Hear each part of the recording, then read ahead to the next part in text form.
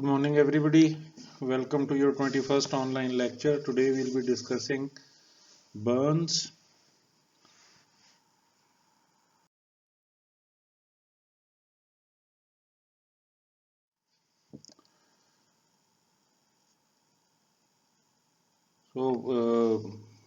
In this lecture, uh, I want you to be able to uh, diagnose whether it's a superficial burn or a deep burn, and then I want you to be able to calculate the percentage of the burnt area and perform immediate first aid resuscitative measures and to see if the patient has any possibility of worsening or serious burns.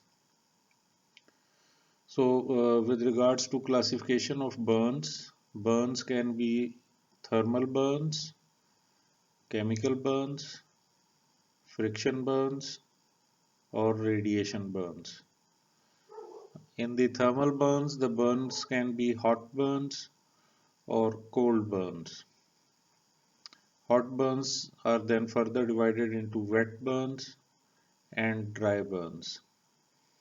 So, wet burns are either immersion scalds or cascade scalds. Immersion scalds are when a person or part of a body gets dipped into a hot liquid. Cascade scalds are when a hot liquid falls on a person or on any part of the body. Dry burns can either be contact burns, flame burns, or flash burns. Contact burns are when a person comes in contact with a hot object. Flame burns are when a person comes in contact with a flame. Then there are flash burns, which can be because of gas explosion or a bomb explosion, uh, where intense heat is released for a short period of time. Or lightning burns are also flash burns. Similarly, high tension wires, huge spark from the high tension wires uses the person to earth into the ground. So all these are flash burns, and occasionally low voltage burns can also lead to flash burns. Cold burns, the example is frostbite. For example, in mountain climbers, exposure to extreme cold freezes the blood in the toes or the fingertips or the nose tip, and these are also called burns, and these are an example of cold burns. Then you have chemical burns. Chemical burns, traditionally we think it is just acid which causes chemical burns, but alkalis also cause burns, and other organic chemicals, when they come in contact with skin, they can also cause burns.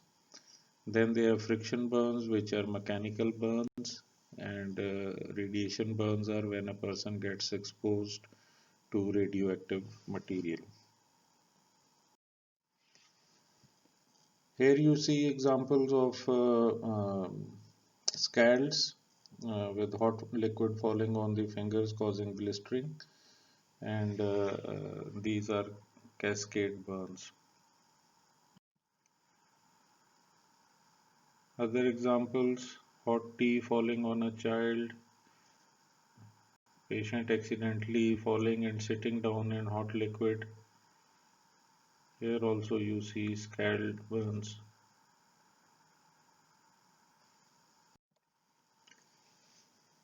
Then thermal burns can be contact burns, where a person comes in contact with a hot object, or flame burns or flash burns. As I have already explained, here you see an example of flash burns. Uh, Here again, electricity flash burns.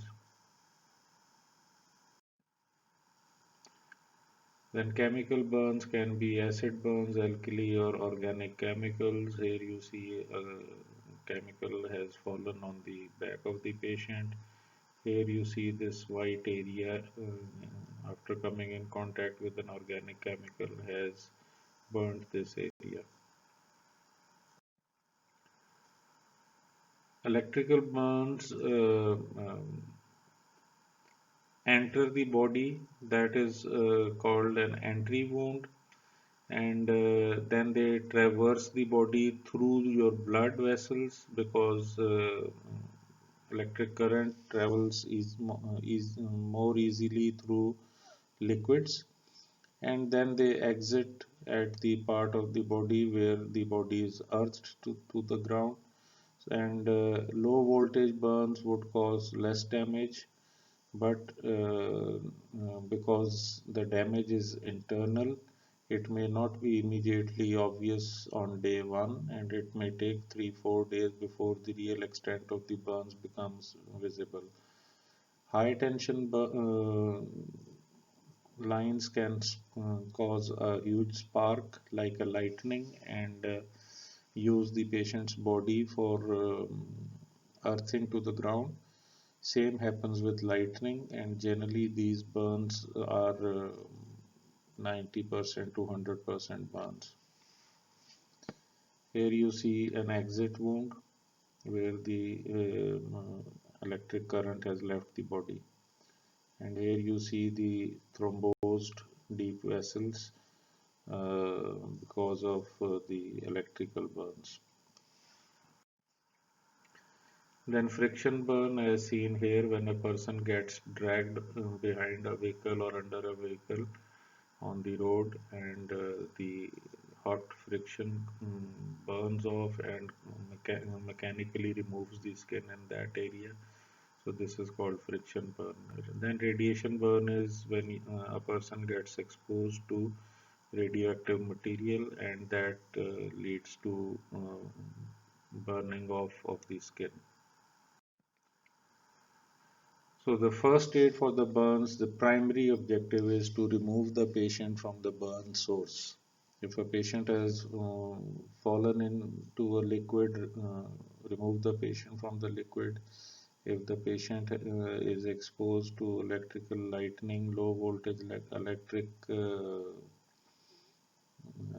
current, then you have to first disconnect the current or remove the patient from that source of burning to prevent additional damage. So the first objective is to prevent additional burns or additional damage, or to prevent the extent of the burns from increasing. So the first aid for any burn after removing from the burn source would be to pour cold water, or rather tap water on the patient or in the part of the burnt area. Uh, Please remember, when in contact with electricity, that contact has to first be broken, and then the tap water has to be used to cool the burn area. This is because the area that has actually been burnt may be dead by now, but the surrounding tissue has also absorbed a lot of heat energy. If we want to save that area, then we must cool that down, and there is, as you can see here, there is still some effectiveness up to 4 hours post burn. So at least 20 minutes of tap water, running cold water, should be used. Either if it is part of a body which can be immersed in water, then it should be immersed in water. Otherwise, running tap water, cold water can be used to cool the body, and that may be the one important first aid that can be given, and it will prevent the burns, the first degree and second degree burns from becoming turning into third degree or full thickness and deep burns. Then remove the burnt clothes because they stick to the body and can be constricting. or if they are immersed with the chemical, they can continue the burning process. So the burnt clothes need to be removed. However, you need to avoid hypothermia depending on the climatic conditions where the patient is. Then protective gels like burn shield can be applied. Otherwise, simply loosely wrap the body in cling film or a dry clean sheet and take the patient to a hospital. Uh, no ointments, creams, powders, or butter, etc., should be applied at this time. Only remove from the original source of burning, pour cold water for 15-20 minutes, cool down the body, and remove the burnt clothing to prevent any constrictive effect of burnt clothes, and then wrap the body in cling film or dry clean sheet. uh, Remember, you are removing clothes to prevent constriction, so your cling film should not be constricting, and then take the patient to hospital. So, how do you decide what are minor burns and what are major burns? So, all the criteria given here is exclusion criteria. So, if the area is more than 5% of the body surface, then it's not a minor burn, it's a major burn. If the burn is deep or full thickness, then it is not a minor burn. If the burn is infected, patient presents late, then you don't qualify it as a minor burn. If the burn is small but involves a problem area like face, hands, perineum, or feet, where the scarring will ultimately lead to severe deformity or disability, then it is not labeled as a minor burn. If the burn is accompanied by inhalational injury, where a hot poisonous gas has been inhaled, then it is not a minor burn.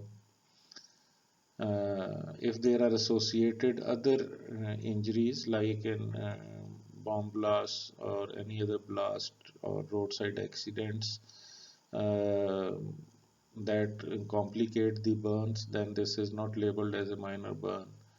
Or if the patient has comorbidities which increase his possibility of morbidity and mortality, then you don't treat the patient like you would treat a minor burns patient. And even if the burn is small, but if you suspect non-accidental injury, so where the burn may be have caused been caused intentionally, for example in child abuse, etc., then you must not also treat it as a minor burn. So whenever you see these criteria, that means that the patient needs to be admitted and under your supervision and under medical care. So how do you calculate if how much of the percentage of the body area is burnt? And this is done by the rule of nines. Uh, Head and neck, front and back. The whole of the head and neck, front and back comprises 9% of the body area. Similarly, the chest front is 9%, chest posterior aspect is 9%, abdomen front is 9%, and posterior aspect of the abdomen is 9%. Front leg, whole leg, thigh and leg and foot is 9%. Posterior aspect of the thigh and leg is 9%, each of the legs, and then the whole arm is 9%, each arm, and 1, 2, 3, 4, 5, 6, 7, 8, 9, 10, 11 is 9 elevens are 99, and then you add the 1% for the perineal area or the external genitalia, and that makes a full 100%. Please remember that if the whole arm front and back is 9%, that means that the front of the arm and hand would be 4.5%.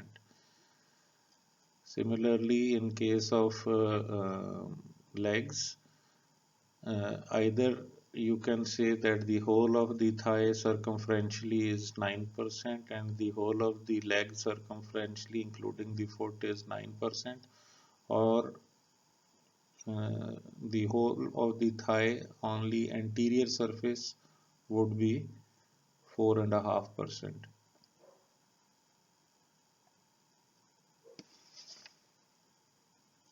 Because what we have said here is, what is labeled here is 9% is the whole leg front and 9% is the whole leg back. So if you're only talking about the front of the thigh, that would be 4.5%.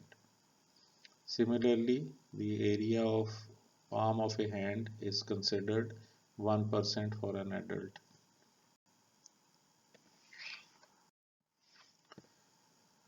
So, Burns resuscitation, at the scene of the injury, remove the patient and yourself from the injury source, extinguish any actively burning material, and cool the burn area with tap water, as we discussed already. Then you go to ABC, airway, breathing, and circulation. Uh, in the advanced trauma life support program, check for breathing, any obstruction, which may inhalational injuries. This can mean swelling of the mucosa of the nose or the mouth or the larynx. And then you see if the patient is breathing, able to breathe, constricting burning clothes, burnt clothes sticking to the chest, or full thickness burns around the chest can cause constrictive effect and hamper the breathing. Then you have to see circulation and delayed presentation, because burnt area loses a lot of body fluids, can lead to circulatory shock due to hypovolemia. So at the scene, only brief history is required. Time of injury should be noted, because for fluid resuscitation, this time of injury would be important to calculate the fluids to be given to the patient. And then the nature of injury needs to be noted, whether it is flame burns or what type of burn it is. Then you have to note, especially if the burn took place indoors or outdoors, because indoors inhalation of toxic fumes from burning wood, curtains, sofas, other material indoors can add inhalation of poisonous gases and inhalational burns. Then you have to note if any special chemical has been involved in the burns. Then for brief examination, you have to check for the burn size, that is total percentage of the body area that is involved, as we discussed already with the rule of nines. And then you have to assess for burn depth. If there is any redness, that is ignored, that is not a significant burn. If there is only redness and no ulceration or damage to the epithelium. Then there are three categories of burns: the superficial partial thickness burns, which we traditionally call first degree burns, the deep partial thickness burns, second degree burns, and the full thickness burns, which are called third degree burns. So then when the patient has reached the accident and emergency department, ATLS comes into effect. The ABC and the primary survey and then secondary survey are done to see worsening of any condition, especially in chemical burns and inhalational burns. Brief history and examination is again carried out. Airway breathing control is achieved. Fluid resuscitation with IV lines is started. And then baseline investigations like a complete blood count, chest x-rays, urea and electrolytes, and blood gases are sent. Carboxyhemoglobin levels need to be assessed. Toxicology may be required in case of chemical burns, and then you calculate the depth of the burn and assess whether it is a superficial burn or a deep burn. So over the years, progress in burn care has improved because of better criteria of fluid resuscitation, development of dedicated burn units. Uh, Treatment of any burns patient is always better in a dedicated burn unit than in a general hospital or a general clinic or a GP clinic. Better antimicrobials because burnt areas are very susceptible to infection.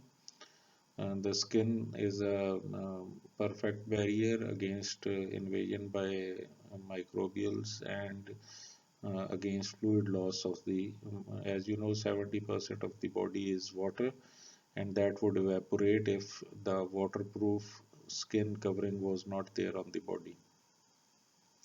Better intensive care has improved the outcomes and care for nutrition, of course, because burns patients, especially major burns patients, you need excessive calories to fight off the inflammation and the infection. Early excision in dedicated burn units is now a norm, and all these burnt, fibrosed, or scarred skin and tissues are called eschars, ESCHARS, and those eschars are hard like stiff leather, and they either need to be split up or need to be removed for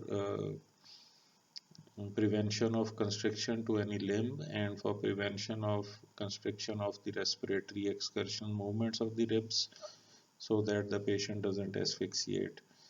Then, of course, skin cover has to be restored because without skin cover, the uh, defense mechanism against microbes and water loss from the body will not come back. And then there are specialized cares for especially for the eyelids, the mouth and nostrils area, and the hands and the feet, where even if there's a small burnt area, it will lead to great disability and disfigurement. As you know, any scar contracts and burns more than anything else. So, disability and deformity are very prominent in these patients, and that would need specialized treatment by hand surgeons, plastic surgeons, and vascular surgeons, etc. So, how do you monitor a burns patient once a patient has been admitted in a hospital or accident and emergency department? First and foremost criteria in major burns is to monitor the urine output. And you must maintain a urine output of more than 50 ml per hour, preferably more towards 100 ml per hour in the first 24 to 48 hours, but a minimum of 50 ml per hour. Then you monitor the hematocrit because with ongoing sepsis, ongoing burns, rhabdomyolysis, the hemoglobin is likely to fall over the period of days. Blood gases need to be assessed because, especially in case of poisonous gas inhalation or inhalational burns, the oxygenation may be affected. Urine osmolality would give you an idea whether the patient is still dehydrated or not. Electrolytes and urea because the burns shock will ultimately affect the kidneys more than any other organ. Uh, nutritional status has to be monitored in long-term treatment because the patient is losing a lot of heat and water from the body, and that when compounded by infection, uh, the patient needs a huge amount of calories to survive.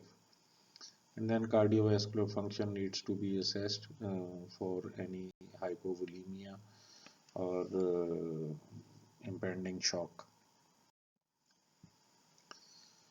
So, for how do you assess the airway? First of all, history is important. Whether the fire took place in an enclosed space, for example, it was a house fire, a car fire, or industrial complex where toxic fumes could have been inhaled. And these are two different things. One is inhalational burns, and one is inhalation of toxic fumes. One would cause chemical burns and poisoning. The other would cause burns to the epithelial lining and the alveoli, depending on how bad it was and how long the patient was caught inside the house fire or car fire. In examination, whenever you receive a burns patient who's confused or has altered consciousness, you must exclude toxic fumes inhalation or inhalational injury and asphyxiation. Uh, Whenever a patient has burns to the face or the oropharynx, hoarseness or stridor or expiratory rhonchi, or when you see soot in the nostrils or burning or singeing of the nostril hair, uh, or the patient has dysphagia. Dysphagia is difficulty or painful swallowing, or drooling would be when the patient is unable to swallow the saliva, so he would drool saliva from his mouth. So all these are indicators that the airway injury because of burns may have taken place. Then the lower airway or pulmonary problems where the gaseous exchange takes place may be because of primary burn damage where deep burns have taken place inside the lungs, or the inhalation of poisonous gases, and the heat may not actually have destroyed the alveoli but is causing pulmonary edema and uh, impairing the gas oxygen exchange. And then is the ARDS, adult respiratory distress syndrome, as seen in these X-rays. You see this ground glass and patchy appearance infiltrates in the lungs, and all this can occur either because of inhalational burns or due to inhalation of toxic fumes. So the investigations for airways would be blood gas analysis, carboxyhemoglobin levels, and chest X-rays. And the treatment is the patient will need positive pressure oxygen inhalation, whether it is with the help of CPAP or BiPAP mask, or the patient may even need oronasal intubation or tracheostomies, bronchodilators, simple saline to moisten up the lining of the trachea and lungs, or nebulization with salbutamol and terbutaline.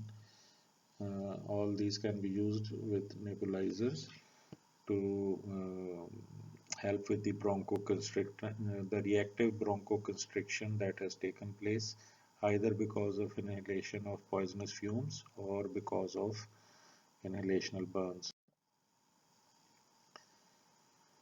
Uh, as I said earlier, the inhalational burns can mimic chronic obstructive airway disease and lead to a hypoxic drive, or the restriction in gas exchange can be mechanical with the upper airway swelling and blocking of the airways and the nasal air passages to preventing adequate air from going in, or as I said earlier, due to scars formation, that there's chest wall constriction and the ribs cannot expand, restricting the uh, air passage into deeper parts of the lungs or the lower airways. So, in what patients would you expect burn shock or hypovolemia? That would be likely if there is more than 15% of the body surface area in adults is burnt, or more than 10% of the body surface area is burnt in children and in elderly, because both the children and the elderly have lesser reserves with regards to the circulatory system. So, how do you define circulatory shock? The inability of the circulatory system to meet the needs of tissues for oxygen and nutrients, and the removal of their metabolites. So, in burns, primarily the type of shock is hypovolemic or circulatory shock. Later on, it can take the form of sepsis and high output cardiac failure. That would again be a circulatory shock, but that would be septic shock. But initially, what you encounter in burns is hypovolemic shock. So this is important, Parkland formula, because this gives you a starting point of how to start resuscitating your patient from fluid point of view. 4 ml of Hartmann solution per 1% burn area per kg body weight is the calculation. For example, for a 30% burns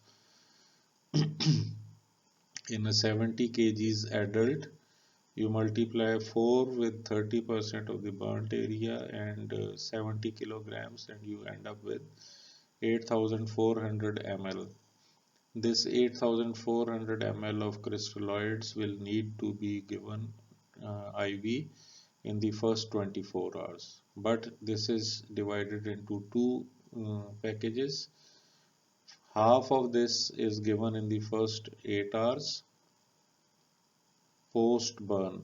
Here is where the timing of the actual incident taking place comes into play in your history, where the actual burn started. The patient may have taken 3 hours to reach you, and then you have to cater for the last 3 hours also in your resuscitation. So out of these 8400, 4200 ml would have to be given in the first 8 hours IV, and the other 4200, the second 4200 ml would be given IV over the next 16 hours. In the first 24 hours to 48 hours, it is preferable to only use crystalloids, although depending on the patient's condition, colloids or blood may need to be given uh, after the first 24 hours or after the first 72 hours. A brief reminder of the rule of nines, because all your calculations start with the rule of nines and deciding the percent of the burnt area of the body that is involved. Then you come to burn depth. Simple redness without any real burns is to be ignored. Superficial partial thickness burns are called first degree burns. Deep partial thickness burns are called second degree burns, and full thickness burns are called third degree burns. These we will see here.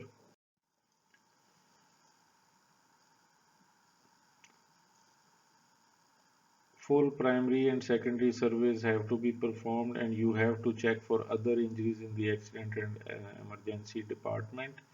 For example, here you see a fracture of the body of the vertebra and the spine. The patient may have fallen from height or may have had a roadside accident and then been caught up in a burning car. So other injuries also have to be assessed.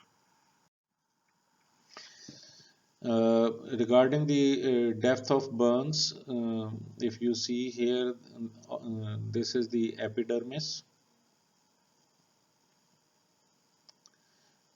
This is the dermis, this whole part, and below this is the subdermal vessels, nerves, and in the subcutaneous fat in the subdermal layer, and then there is the subcutaneous fat. So first degree burns would involve the epidermis and the superficial part of the uh, dermis. And notice the nerve endings in the superficial dermis. So these burns would be excruciatingly painful for the patient. And also note here the hair follicle, which is reaching to deeper parts of the dermis. So in superficial first degree burns, the skin adnexa and hair follicles are intact in the deeper part of the skin.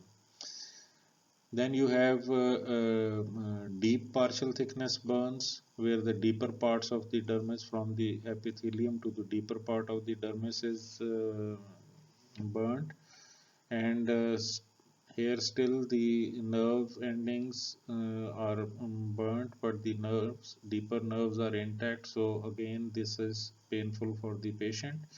And with regards to healing, the stem cells at the bulb of the hair follicle are still intact, and with deep partial thickness burns of second degree, the epithelialization doesn't only take place from the circumference of the wound, but also the epithelialization comes out of the each and every hair follicle that has survived the burn.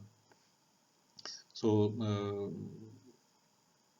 second degree burns tend to heal by themselves within 2 weeks generally, if they don't get infected. Then you have full thickness burns, where the epidermis, the whole of the dermis, and the subdermal nerves and vessels have been burnt. Such patients would, because the nerves have been burnt off and the nerve endings have also been burnt off, full thickness burns, generally the patient is not in pain, and the only pain that the patient has would be in second or first degree burns at the margin of the burnt area, and this is a sinister sign. So if a major burns patient doesn't have pain in the most central or the majority areas of the burns, and only has pain on the margins of the burn, that goes to show that this is a full thickness burn, and the management would then need to be done accordingly. So in dedicated burn centers, why there is a tendency to excise the burns? Because the burn wound is a focus for sepsis and infection. Burn stimulates inflammatory mediators, leading to pyrexia and cytokine storms. And deep burns cannot heal without grafts. As I said, up to second degree, the skin and the adnexa, the skin from the wound edges, and the adnexa, like hair follicles from within the wound spreading outwards, can heal the wound, but deep burns or full thickness burns or third degree burns cannot heal without grafts. And then there is a possible effect of excision of the burnt tissue on future scar quality. However, what needs to be noted is that first and second degree burns, meaning non-full thickness burns, may heal spontaneously. Superficial burns heal with acceptable scars. Then you have the problem of once you've excised the burn wound, and that must be closed. and major burn surgery because of the amount of bleeding that takes place uh, when you excise the scars. Uh, it makes the surgery hazardous because then you have to maintain a delicate balance in the blood loss and how you're going to stop that bleeding, and then how you're going to close that wound, the one you have created by excising the scars.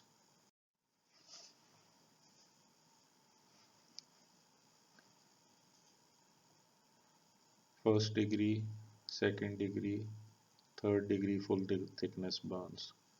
Remember the epidermis, dermis, the subdermal neurovascular bundles, the hair follicle dipping into the subcutaneous fat, going all the way through the dermis into the subcutaneous fat, and the stem cells in the hair follicle bulb lie in the subcutaneous fat.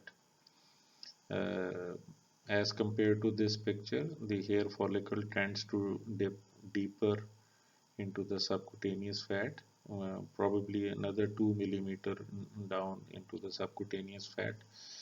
But once the hair bulb is burnt, then that follicle is dead.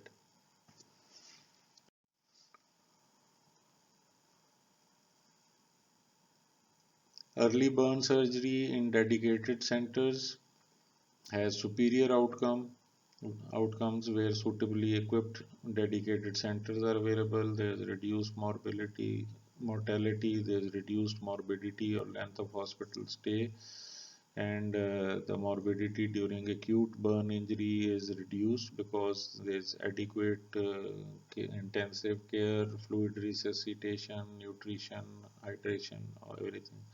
And the scar quality is relatively better in the long term if you go opt for early excision of the burns and skin grafting.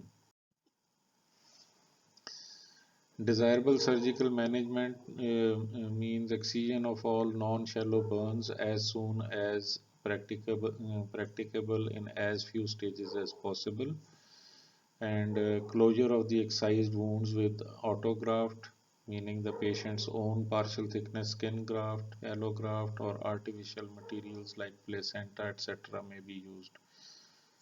Uh, then there is definitive where artificial material is used, you would ultimately need definitive wound closure like partial thickness or full thickness grafts. Scar management, there are preemptive measures where you are trying to prevent excessive scar formation, and that is the whole purpose of doing prompt surgery and excising these scars and scars, and then doing partial thickness grafts in the early stages. This will prevent infection of the burn wounds and better scar formation. And remember that this prompt surgery can only be done in dedicated burn centers. A lot of blood and hemodynamic monitoring is required for these surgeries, and specialized costly equipment is required. Then there is splintage and physiotherapy. Uh, Burnt fingers, joints, toes, etc., burnt neck, face, eyelids, they all need splintage because the burn scar is going to contract with healing, and as healing takes place, and then deformities develop. If the areas are adequately splinted, then the shortening or the contracture may be less prominent and relatively more easier to manage in the long term. Similarly, physiotherapy needs to be instituted and joint mobility, fingers mobility, hand, mouth, neck mobility, eyelid mobility has to be maintained where as far as possible, so that ultimately the specialized treatments have less work to do, rather than to let the contractures and deformities develop first and then send the patient for specialized treatments. Specialized treatments also include custom-made pressure garments and conformers which prevent hypertrophic scarring or keloid formation, and ultimate scar is better looking. Use of silicone gels and contact media also is good for um, preventing hypertrophic scarring or keloid formation. And then there is other related medical and surgical treatment that needs to be done for a better scarring output. So with that we come to the end of your introduction to burns, and identifying which patient is a minor burns patient or which patient needs hospitalization. Uh, Appreciating the possibility of inhalational toxic fumes or burns injuries, giving first aid, cooling down the patient, and then assessing the percentage of the burnt area, calculating the fluid loss that has taken place, and fluid replacement that you need to start, even if you're not treating the patient at a dedicated burn center, but at your GP clinic, you would have to start with the first aid. So, and that is where the rule of nines and Parkland formula come into effect. Further treatment, then of course, would be done at accident and emergency department of a hospital, and at a specialized dedicated burns unit. Okay, thank you very much. See you next time with your next online lecture.